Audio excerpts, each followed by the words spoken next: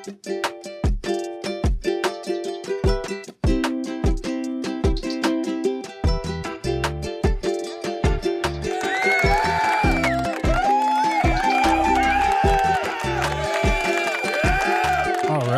and gentlemen, welcome back to Patrolling in Paradise, the official podcast of the Charlotte County Sheriff's Office. We're happy to be back. My name is Chris.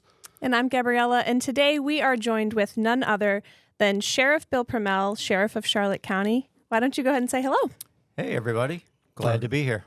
We are glad to have you on the show, sir. I know it's been hard to get you scheduled lately. You've been pretty busy. So a little bit. We're lucky to catch you when you're not involved with one of the 17 boards that you're serving on or trying to spend a little bit of time with your family. So G's going to jump right into the conversation, and we'll just kick things off here. So, as Chris mentioned, we know you had a very busy year last year, to say the least. Why don't you talk a little bit about your time as FSA president? Because I know that was a lot of very time-consuming, to say the least, right? Yeah, it did take up a lot of my time. There was a lot of things that were happening. I mean, not only did I take over a presidency during an election year, but we had a lot of things going on at the state level. I came into it, and we're in the current phases of designing our Youth Learning Center up at the Florida Sheriff's Association, which is going to be a great part of the Florida Sheriff's Association up there. And I just had a meeting on it yesterday with the rest of the team who's involved with the designing of it and the construction in it. And, we're hoping that we'll be able to open our doors probably by the summer of 27. Wow. But that's been an appropriation we've been working on with the state legislature for the last couple of years. So they've been very generous with funding this program. Nice. So when you say Youth Learning Center, what will this, because groundbreaking was not too long ago, so I'm assuming it's still in the construction phase. Yes. So Youth Learning Center, when it's fully open, doors open to the public, what will it be? Well, the bottom floor is going to have a theater, and basically it's kind of like a museum, and it takes you from the start of the sheriffs in Florida, their history, right up to the current. It kind of shows that progression and what we've dealt with throughout. There'll be classrooms available for teaching moments, and we're hoping to bring some youth into it and get them interested in law enforcement and into the sheriff's office by kind of showing them the history and where we are today. Nice. Encouraging young minds. I like it. Yes. So working with young minds, I know that you've been heavily involved and you're very passionate about the Florida Sheriff's Youth Ranches as well. And I think this year you are the chairman of the board again. Is that correct? Yeah, not only was I brought in as the president of the Florida Sheriff's Association, but the same year I was nominated to be chair of the Florida Sheriff's Youth Ranches. Mm-hmm. And that's something I've been involved with, I think, for nearly 12 years now, mm-hmm. since I've been sheriff. So it's something that's very near and dear to my heart. It's a program that's great. We take children that are basically coming from not so great homes, and we're basically raising them of our own in a family environment. We have so many different success stories, but not only that, we have many programs that we've started outside. We've got Harmony in the Streets, which is a camp program that we bring to different communities around the state. We also have our summer camp program where we have various summer camp locations throughout the state that we bring kids from all the different counties up, and they spend a couple weeks with us, and they basically work alongside deputies. Deputies volunteer to go to the camps and act as mentors, and so we build that bond between kids and law enforcement, showing that law enforcement is your friend. Mm-hmm. So there's so many things we did, and then recently what I brought forward was what we call Harmony in the Family. When you're dealing with a child who is in need of services, a child who's basically heading down the wrong path, normally there's a breakdown in the family. That's not saying that the whole family unit is bad, but normally there's some sort of breakdown in the family. Mm-hmm. And when you're dealing with truancy-type programs or where you're trying to get the child heading in the right path, those programs are usually only for that child. Mm-hmm. But the breakdown is in the family unit somewhere. Right, beyond the child's control. Exactly. So what we've done with Harmony in the Family is we're bringing this program for the whole family. And we actually started that program here in Charlotte County earlier this year. And we've had a couple success stories from it where the families and the children are actually turning their lives around. Fantastic. So this is something that's going to be, opened up statewide. And, I've had conversations with Sheriff. We introduced the program to the sheriffs at the Florida Sheriff's Association conference, and pretty much every sheriff was on board with it, and they want to bring the program to their county. I also met with the DJJ secretary and told them about the program, introduced it to them, and they're actually giving us a $300,000 grant to put the program on. Nice. Wow. Very nice. That's incredible. Yeah. So moving on to just some more of the things that you're involved in. I know that you are very passionate on a personal level about mental health services and them being available to everyone. Can you talk a little bit about the Mental Health and Substance Abuse Commission and just different things that you've been involved in relating to mental health last year? Absolutely. The Mental Health Commission actually started a few years back. I was the initial chair who got it up and running, so I'm currently the immediate past chair. Dr. Jay Reeve is the current chair, and he does a phenomenal job. He's been in this business for over 40 years now. But basically what we were tasked with was looking at the entire system throughout the state, and we have people from, not just law enforcement, but you got people from the managing entities. You got people from various state organizations, and we all come together and collaborate. We have people come in and give us some presentations. We've listened to family members. We've listened to people who have lived experiences and what the breakdown was, and we've been making recommendations with our reports to the legislature as to what we need to get changed. And we've actually been very successful, because one of the things when I first came into the commission and I started to do a little bit more research is I have found that there were other commissions and committees that have been put together throughout the years. And actually, many of the recommendations that they made were the same recommendations that we're making, but nothing was ever done, nothing was ever followed up on. So we as a commission said that when we set this out, we're not going to be that commission or that committee. If we're going to work on this, we're going to get things done. And that's what we've been doing. And we've been pushing forward, and we've been getting things passed in legislation. We've been making changes, positive changes. And this past year was one of our biggest wins. I was going to say, so speaking of getting things passed in legislation, can you talk about the Tristan Murphy Act? Yeah, the Tristan Murphy Act, unfortunately, it started here in Charlotte County. Tristan Murphy was arrested here in our county. And, I'd like to think that we have a lot of great programs here, and I think we do. And I think we are far ahead of where a lot of other agencies are and counties are with regards to the services we provide. But Tristan is kind of an example that people still can fall through the cracks. And once they're in the system, especially if you're in the system and you suffer from some sort of mental health issue, you're stuck. And there's only so many things that the courts can do with you. Now, we have mental health court here in Charlotte County, but it's very narrowly defined in statute as to who qualifies for mental health court. So a majority of these people who basically get arrested for low-level felonies and nonviolent misdemeanors don't qualify for mental health court.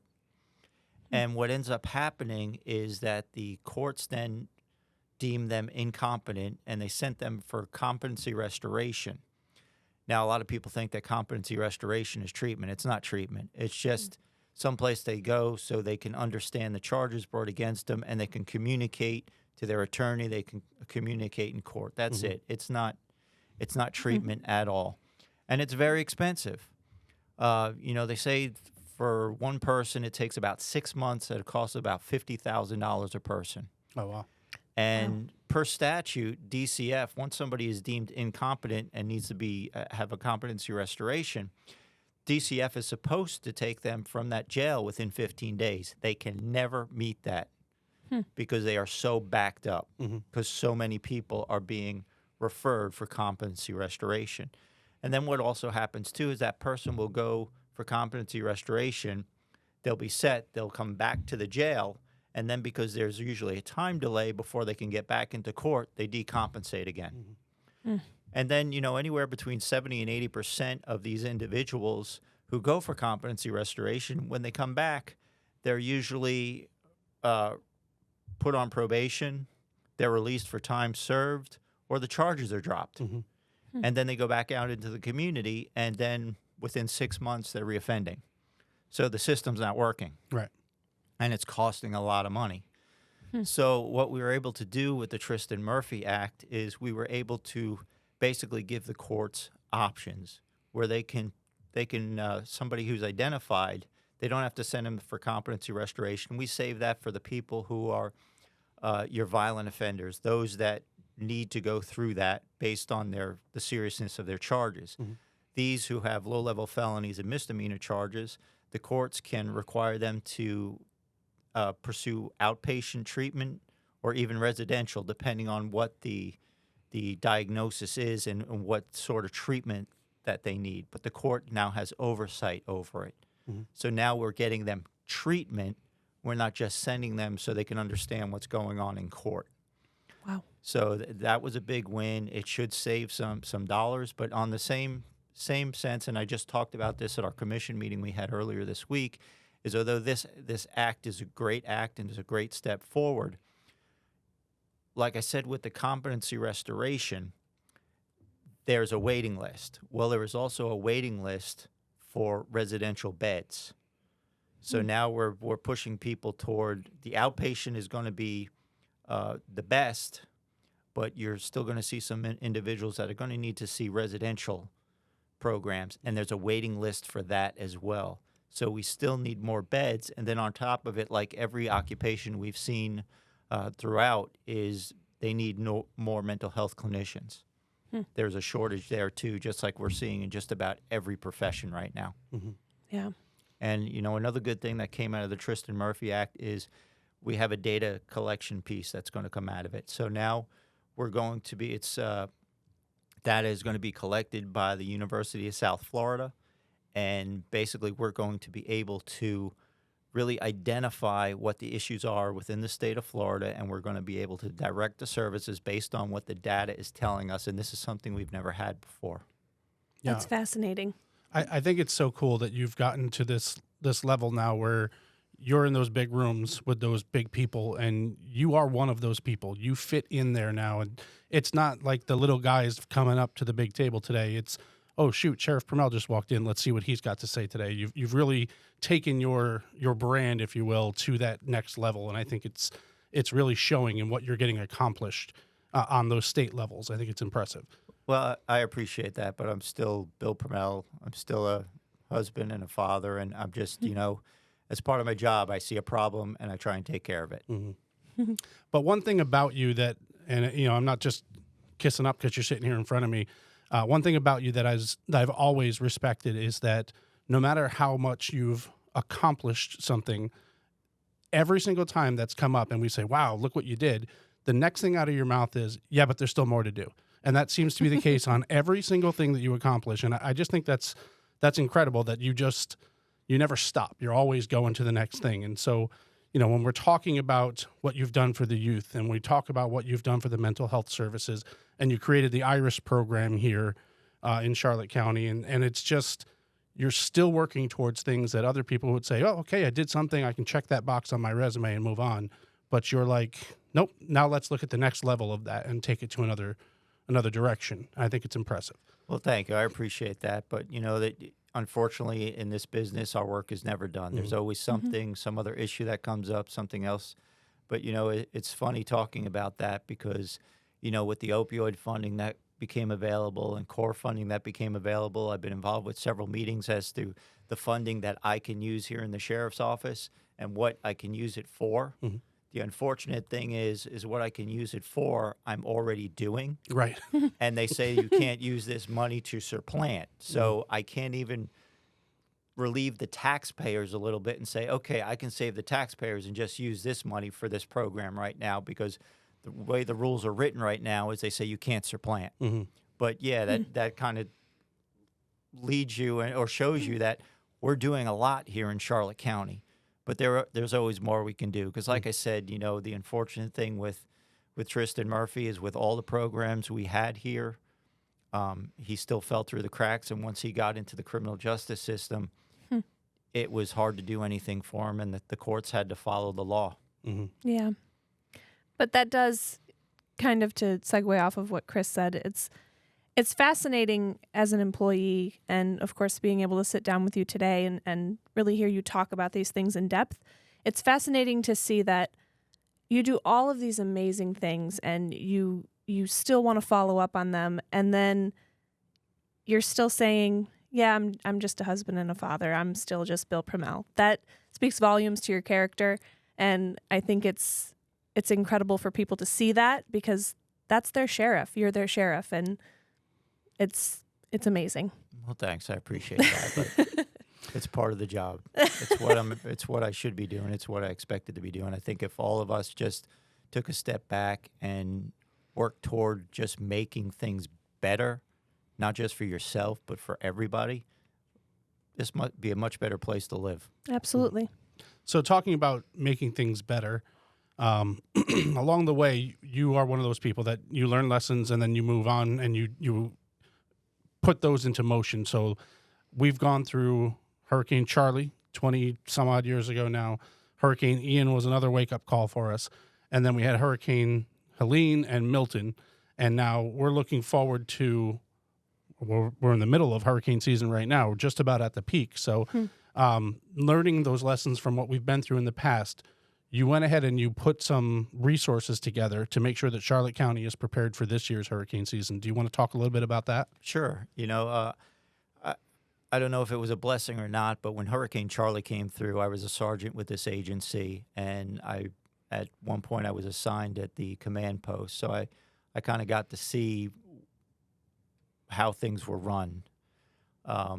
And it was chaotic. Mm-hmm. You know, it was something that we've never been through before. Nobody really knew what to do. We were just, you know, flying by the seat of our pants. So I had a lot of lessons learned from that. So then when Ian came around, it was a much bigger, stronger storm. There was a lot more damage. Mm-hmm.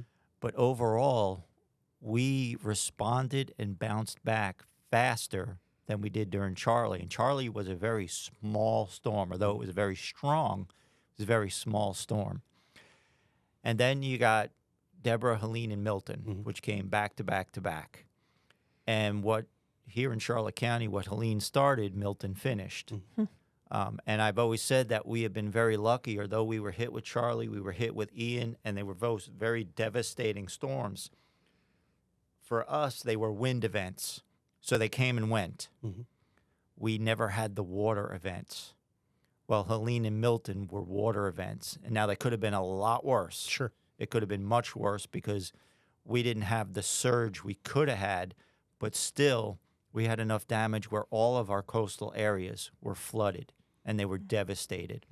You know, people couldn't understand why we wouldn't let them down on Englewood Beach. You couldn't get by. Right. There was 6 foot of sand in the roadway.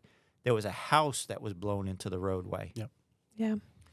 So, you know, after that, during those water events, because during Helene, I was actually driving and I was heading out toward West County, and I heard our Marine Patrol sergeant asking for help. The water was coming in, and there were people trapped in their houses. So I shot down there. We were able to get a high water vehicle from Northport to come in and help us.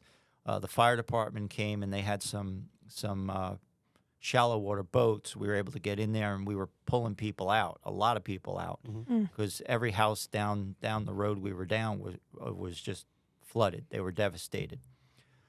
And you know, at that point, it kind of confirmed what I already knew, is that if we had a water event, we were not prepared. So what we went ahead and did is we were able to get a couple of high water vehicles through the 1022 program, which is a military program. So I got a couple of high water vehicles, and we got 2 very large high water vehicles for $200,000 for both of them. Right. So believe me, for those vehicles, that is a bargain. And then, of course, we went out and we got a bunch of John boats with the motors, and we got the prop protectors on them too, so we can get boats in some of those shallow areas within neighborhoods. So I think now we are prepared for both a wind and or water event. Mm-hmm. Yeah. And that's so scary to hear because I'm sure, as we all remember, Helene and Milton, there was one of them, and I don't remember which one, was actually projected to be worse than it was. And for some reason, it just, I mean, it got us good, but it wasn't as bad as it could have been. So Yeah, Milton at the last minute kind of died down. It Yeah. was expected to be 4 or 5, and I think by the time it hit shore it was 3. And, it hit right above us, which put us on the bad side of the storm, which pushed the water into us. But if it was a 4 or 5, we would have seen a much bigger surge. That water would have went much further inland. yeah. And, in the middle of all this stuff that we're talking about, we're dealing with recovering from hurricanes, which, as anybody in Florida will tell you, is not a weeks-long process. It's months, sometimes years-long processes. We've got all kinds of things going on here in the county. You're involved with everything in the county as well. So, I mean, you're constantly working with the Board of County Commissioners, getting all the things done that need to be done. We're developing a District 5 in the middle of all this down in Babcock Ranch, which has now opened. There's talk of a District 6. I don't know if we're supposed to talk about that yet or not, but Well, we're in conversations. We do our strategic plan, and we update it every year. And there is a lot of growth in the Burnt Store area, Zemmel Road area, and Tucker's Grade area. And from what our projections are showing us from that growth is by 2030, we should have an office in that area. So we are beginning those conversations with the county. The county's listening. They understand it because they're looking at the same thing with regards to fire and EMS services. So we are in the early discussions on that. So we'll see where that goes because when we started discussing it, we really discussed it a little late for the 1 cent sales tax. I don't know if that's something they'll be able to squeeze onto that because they'll be voting on the 1 cent sales tax extension next year. And that's what's funded our other offices that they put up. So the county's well aware. They understand. So we'll see where that goes. But then, again, that's going to require us to hire more deputies. We're going to have to look at rezoning again, which, we did several years back when we were preparing for the opening of District 5 out in Babcock. Plus, we had to really look at it and rezone just on the natural growth because the zone hadn't changed since before I was hired. okay. The zone and grid concept actually was brought in by Sheriff Warch, who hired me, but then it stayed that way for when did we change it? We changed it, I think, 3 or 4 years ago is when we updated that. So that never changed. And we actually ended up adding zones based on the growth, based on calls for service, based on our response times. So, in the old days, they used to say you needed so many deputies per so many citizens, and that's really an old, antiquated way of doing things. You need to look at all those others before you decide what your staffing levels is. And like I said, we look at this every year. Yeah, that's good to be prepared ahead of time, too, because I know just in the 10 or 11 years that I've lived in Charlotte County, it's grown unbelievably. Like, it feels like every day there's just more and more. So it's really good to be prepared. Yeah, if you look at it, since I've been sheriff, our population has probably grown in the last 12 and a half years by 50,000 or more. That's a lot of people in a short amount of time. And I know we've actually enjoyed a decrease in the crime rate during that time too. Yes. So the unfortunate thing is what we're seeing is with our property crimes, we're seeing a decrease, which is good. But what we're seeing on the other side with our violent crime, and not necessarily our rape, robbery, homicide type stuff, but your ag batteries and your batteries. A lot of those are domestic related. We've seen an increase in those, which is driving up our overall crime rate. And the significant thing there, and I do say that Charlotte County is still one of the safest counties in the state. We are. Even though we're seeing these increases with our AGS assaults and batteries and simple assaults and batteries, 86% of those last year, and that number is holding very steady this year, are known, meaning the offender and the victim know each other. Mhm. It's targeted violence. Mhm. And then a lot of those, of course, are domestic. So, 14% are usually stranger on stranger. So we are relatively safe, but we are really taking a deep dive into our domestics. We're identifying who our habitual offenders are, and we're coming up with plans on how we're going to do this and what we're going to do to stop that cycle of violence. I think that's another interesting point that you brought up is, you mentioned the domestic violence. You also mentioned rape in there. And you are heavily involved with the Center for Abuse and Rape Emergencies as well. You serve on the board of directors there. Do you want to talk a little bit about what you do with them and then maybe what you do with Drug-Free Charlotte County as well, as you serve on their board locally too? Yeah, CARE, I've actually served on their board for, since I was the investigative captain, so probably 17 years or so I've been on that board. Wow, I didn't know it was that long. Yeah. Wow. Yeah. So, we basically just kind of see the overall operations of the center. We direct the executive director, who's great. Karen is great.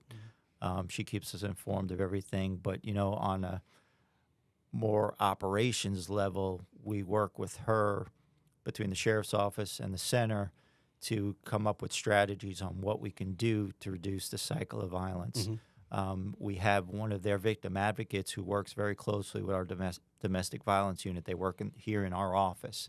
So we have those relationships and those partnerships. And that's a domestic violence unit that was created under you as well, correct? Yes, that is correct. Because, I noticed several years ago that we were seeing our domestic violence numbers increase.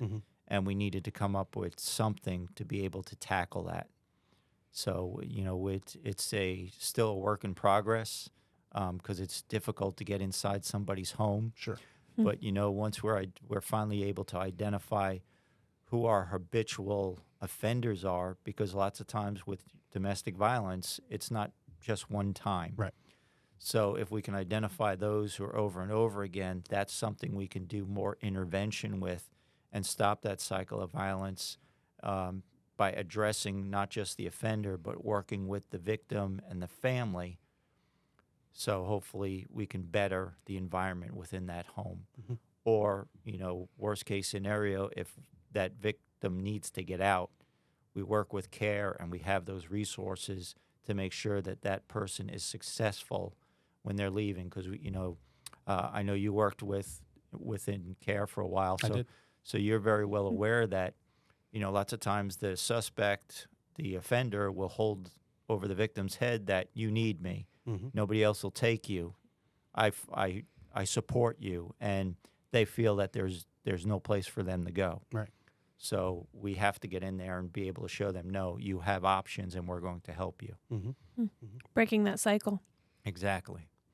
And I know I touched on it, but the Drug-Free Charlotte County, you're also on the board with them. I think you just wrapped up a term as chair over there. Is that correct? No, I'm still chair. Oh, you're still chair. I've been chair of that for 12 years.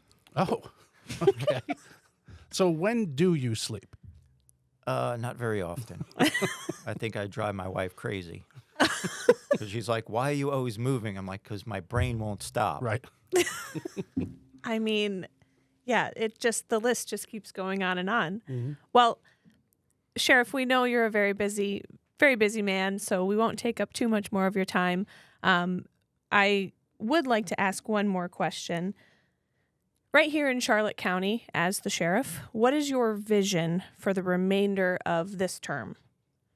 Well, as you know, we got a lot of construction projects going up, and what we're really excited about is our new administration building that's going up in the Loveland area. And one of the things that I'm really excited for is because I think you guys know is I'm very much into intelligence-led policing, predictive policing. And we're going to have not just a state-of-the-art communication center, but we're going to have a state-of-the-art real-time crime center. So I'm really excited for the new technology and everything that's going in there. You know, we opened up one here in this building, but we used some space that became available. It's kind of our prototype. So we're testing things out to see how they work. But I'm really excited to get in there and to see what a difference it's going to make to our citizens and to the reduction of crime when we can really get in there and be even more proactive than we are today. And to the citizens that are listening, if you are interested in seeing that real-time intelligence center, definitely fill out an application for our Citizens Police Academy and come get a behind-the-scenes view of everything that we do. And you can find that on our website, ccso.org, our brand new website, I might add, completely redone. So visit us if you have not yet already done that. Well, Sheriff, thank you once again. We are going to actually wrap up this season, if you will, of Patrolling in Paradise. So we'll be back for a new season with lots of different guests, hopefully in the future. Again, thank you, and thank you all for tuning in to this episode of Patrolling in Paradise. See you soon, folks.